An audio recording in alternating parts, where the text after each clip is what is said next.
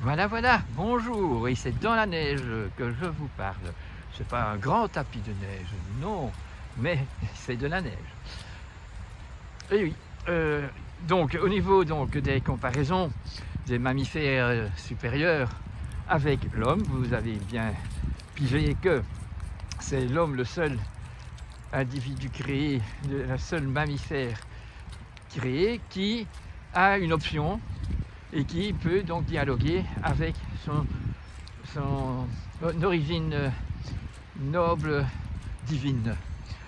Et de lui-même, il peut prendre ses décisions, de s'accorder aux lois universelles, aux lois de la vie sur Terre, au conditionnement sur Terre, de la vie humaine, mais il est aussi libre de ne pas s'associer avec ça.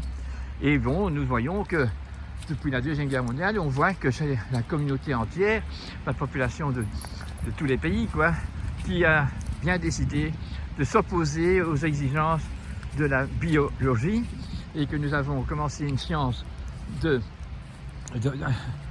science de con, je dis, puisqu'il n'y a plus de conscience, une science d'invention pour pouvoir avoir toutes les choses qu'on veut sans devoir faire le chemin normal. Donc vous voyez qu'on ne tient pas compte des effets secondaires, mais non, même pas secondaires, des effets toxiques directement, par exemple d'avoir brisé l'atome et d'employer les énergies qu'on appelle vertes aujourd'hui, bien pour nous tricher de nouveau, pour qu'on puisse continuer ces sciences d'invention. Avec ça, on peut continuer cette exagération de déploiement d'énergie et que toutes les pollutions qui en suivent continuent à se déposer. Donc ça, c'est bien à comprendre que nous avons donc une option et que c'est par nous que nous avons des métamorphoses sur Terre qui sont magnifiques et harmonieuses et brillantes. Et vous avez le contraire, la pollution, quand nous sommes pollués par notre mental qui est dans ce grand ego et qui ne tient pas compte de la fratrie humaine, ni de notre fratrie avec tous les êtres vivants sur Terre, que ce soit les plantes, les animaux. Voilà. Donc la décision mentale de l'humain, c'est au fait quelque chose qui est chat. Je vais vous expliquer que la physiologie du corps de l'homme et de la femme, elle suit carrément la même physiologie que le chien, qui lui est diurne et qui essaie au matin que son système hormonal, thyroïdien et de la surrénale se met à travailler, tandis que les chats, c'est des nocturnes, ce sont des lunaires, et le chien, c'est solaire. Et donc notre corps est comme ça et il va donc fonctionner selon son code génétique. Le pancréas fait tel boulot, le foie tel boulot, enfin tous les organes ont un boulot bien à faire et ils font ça très bien et en même temps c'est solidaire pour le corps entier qui sera en bonne santé. Maintenant, si on a des erreurs de santé, de façon de manger, de façon de vivre, de façon de penser, nous allons avoir un organe bien plus ciblé qui portera plus fort la maladie. Voilà. Donc, dans le mental de l'homme, donc dans la pensée, c'est le chat. Donc, on pense en fermant les yeux, on est nocturne, on est sur la lune, pour méditer, pour se détacher de notre accro à notre système animal. Donc, on est dans quelque chose comme dans le rêve, on est dans la pensée, et ça, c'est le chat. Donc, les maladies chroniques chez les chiens, c'est un peu ce qu'on appelle, et que les chiens ont aussi, ce sont toutes les arthroses, les cirrhoses, enfin toutes les maladies déposées dans un organe spécifique qui commence à être dans une mauvaise fonction, et c'est même que parfois c'est lésionnel. On va de la fonction pathogène au dépôt, parce que ça continue, on persévère dans l'erreur, et alors nous avons une lésion, et alors vous n'avez plus bouger le genou parce que de passer à l'arthrite, à l'arthrose, et donc à la fixation de ça, nous avons donc des maladies débilitantes au niveau organique. Maintenant, les maladies auto-immunes, on les voit beaucoup plus chez le chat. Et le chat est un animal autonome, vous allez comprendre, c'est un réflexe ovulateur, ça veut dire que quand il se met en chaleur, la chatte, elle attire les phéromones des matous de plus de 2 km d'environ, et elle se fait violer parce que le pénis du mâle, du chat mâle, a des petits picots pour être sûr que quand il viole la chatte, que l'ovulation s'est bien faite, puisque comme ils ne vivent pas en couple, les félins, donc il n'y a que le moment du coït qui est où ils sont ensemble. Et après, quand le mâle est parti, eh bien, la femelle doit tout faire. On voit que l'élevage des enfants, des chatons, se fait par la chatte, et jusqu'à 6 mois, elle leur apprend tout. C'est un peu comme les oiseaux. À un moment donné, ils vont quitter le nid. Et c'est comme ça chez les chats. Tout est bien mis, si vous voulez. C'est tout à fait sévère. C'est comme ça. On doit faire comme ça. C'est un mental tout à fait organisé dans la pensée, et on ne peut pas être pervers, on ne peut pas corrompre les lois de la nature, et donc on est propre responsable. Donc le roi des animaux, c'est un félin, c'est le lion, qui est le seul félin qui a une forme très canine, si vous voulez, puisque le roi des animaux dans la jungle, ça doit être un félin, mais ça peut être un félin qui peut parler aux canidés, donc aux nomades aussi. Donc les félins on les voit, hein, donc tous les beaux félins, que ce soit des cheetahs, que ce soit des léopards, que ce soit Bagheera, eh bien ils sont d'une beauté féminine extraordinaire, et bien sûr très cruelle aussi. Et le lion, lui, il est majestueux, et donc il doit gérer et les canidés et les félins. Et c'est pour ça, c'est un chat, mais avec une position de roi où il est. Donc nous voyons que nous sommes devant ce phénomène aussi. Nous devons grandir par notre propre ego, faire grandir ce petit ego spirituel qui est conscient et participatif, et dans la gratitude et dans l'humilité. Ce lion, eh bien, pour faire sa vie, il a dû tout apprendre tout seul, puisque au moment où un nouveau lion a pu détrôner et tuer le chef du gang, eh bien, il va tuer toutes les femelles gravides, toutes les félines qui sont gravides vont être assassinées, et les mâles, les petits mâles, vont également, les lionceaux, vont aussi être assassinés, parce qu'il ne peut pas y avoir dans le gang des descendants du précédent. Et c'est comme ça que les femelles, quand elles ont des lionceaux, des mâles, elles vont les déplacer à quelques kilomètres pour qu'ils se soient sauvés, et ce petit lion va faire toute son éducation tout seul. C'est ce que nous devons philosophiquement aussi comprendre.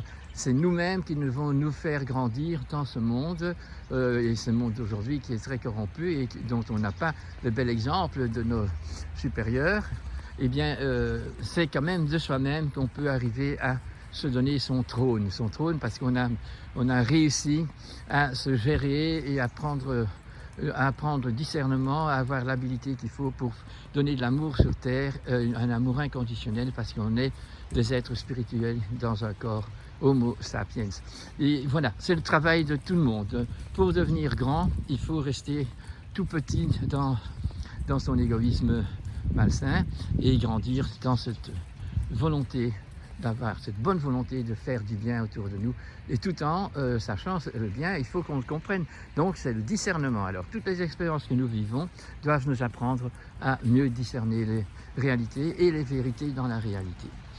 Comme l'authentique doit être respecté, et ce qui est pervers, ce qui est corrompu, on doit pouvoir s'empêcher de l'activer.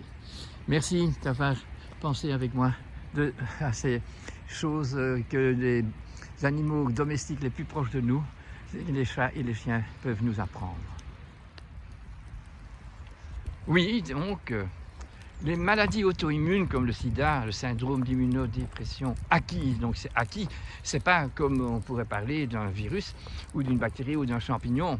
Ça, c'est pas acquis, c'est secondaire à un état physiologique détérioré, qui fait que la venue de ces sortes de parasites, on pourrait appeler ça, hein, sont moyen pour mettre en évidence les erreurs que nous faisons et que nous devons arrêter, et en même temps mettre en éveil le système immunitaire en faisant de la fièvre par exemple, et le système organique de la physiologie qui va permettre de faire les maladies qui sont des maladies de nettoyage, donc home cleaning.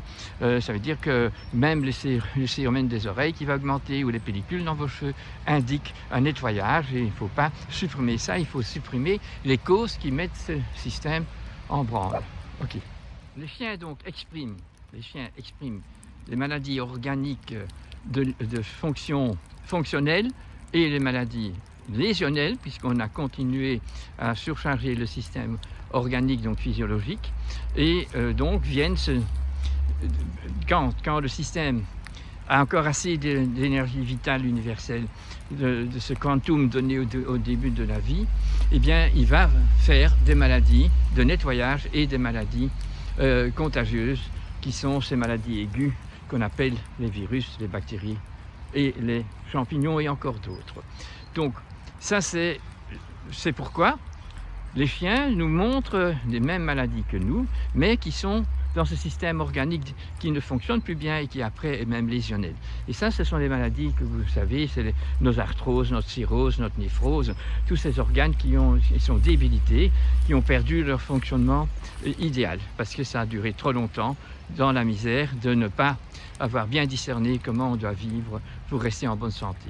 Maintenant, les maladies auto-immunes comme le sida, le syndrome immunodéficience acquis, c'est acquis par un comportement moral, mental débilité, qui est donc provoqué par le mental de l'homme.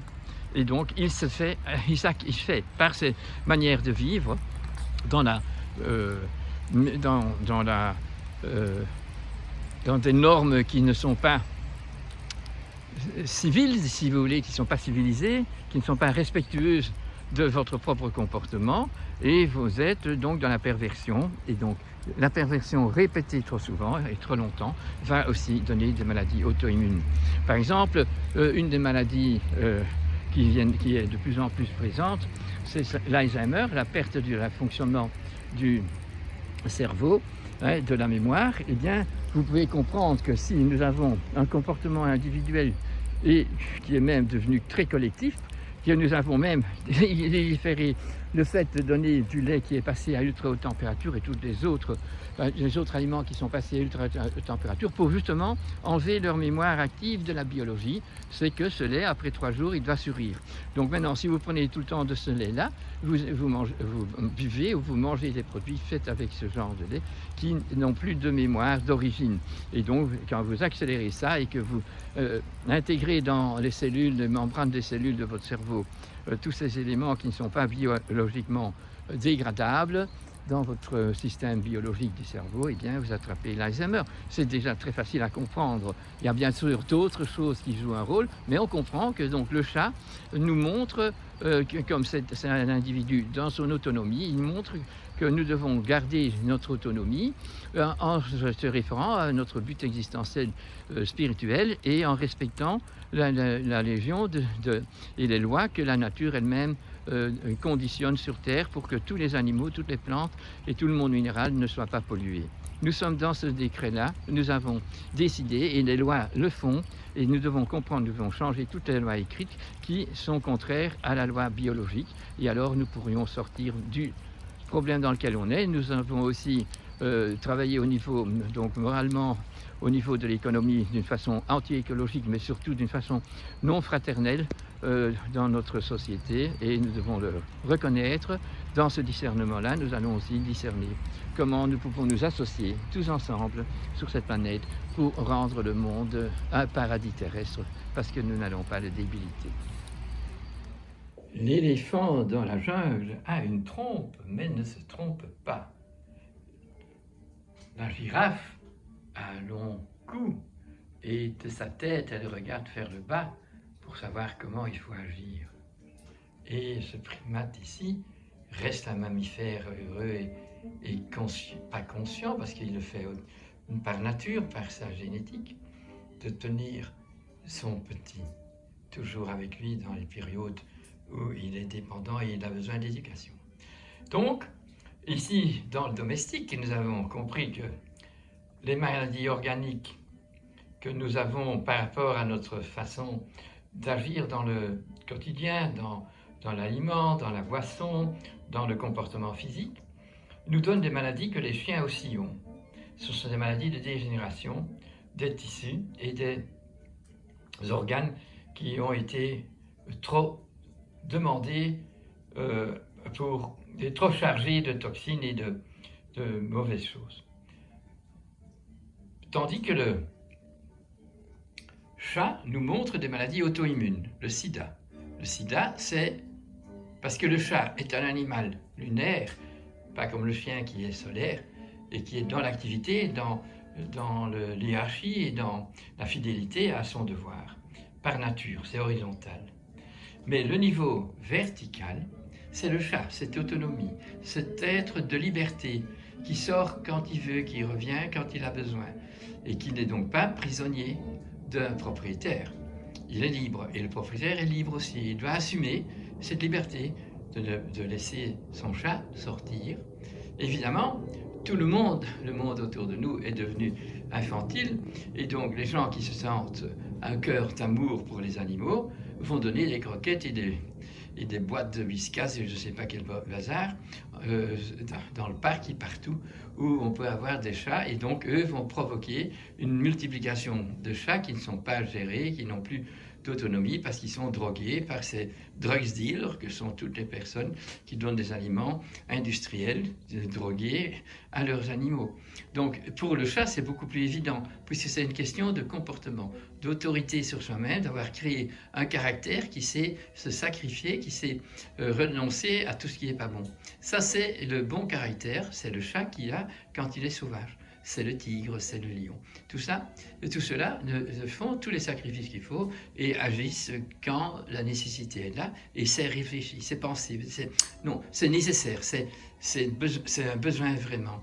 Tandis que maintenant, eh bien, les maladies auto-immunes sont dues à des comportements, et souvent nous pouvons voir des comportements sexuels qui sont tout à fait dévergondés, qui amènent à une multiplication. Une autre chose, c'est l'utilisation de vaccins qui ont été faits contre la grippe en employant des cellules de gorilles ou d'autres singes, je ne sais plus lesquels, et qui, eux, ont ce subvirus présent mais sans s'exprimer, et quand il a été donné à des gens encore un peu sauvages, pas à des gens comme en Amérique qui sont dans ce dévergondage à beaucoup de niveaux, eh bien ça a multiplié la perte d'immunité. C'est donc acquis par l'intervention absolument pas morale de l'homme qui pense qu'il ne faut pas gérer le pourquoi on a des virus ou même qu'on a des maladies auto-immunes, parce qu'il y a une raison et il faut que nous les découvrons. Alors ici, c'est assez intéressant de savoir que